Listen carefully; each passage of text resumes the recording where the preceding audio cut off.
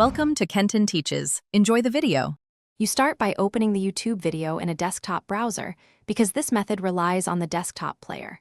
You right-click directly on the video to bring up the context menu. Once done, choose Stats for Nerds. You will see a small overlay showing current playback time, buffered ranges, and stream details. Make sure to keep the overlay visible while you proceed, since it provides precise timestamps and decoding info you cannot get from the mobile app. Once the overlay is visible, you focus on the current/optimal timestamp line because that gives you the exact playback position and stream timing. You can also read buffered ranges to understand what portion is loaded and check resolution and dropped frames to diagnose stutter. Make sure to pause and note the exact seconds when you need to reference or clip a segment. You can then type those seconds into the URL or use the seek bar, accurately using the on-screen numbers. To finish, you export or act on the time.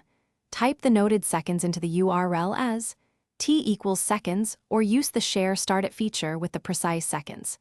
If the Stats for Nerds overlay doesn't appear, first disable browser extensions and try another desktop browser.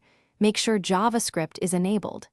If timestamps look wrong, clear cache and update the browser, because decoding mismatches often come from stale data or unsupported codecs. This fixes nearly all issues.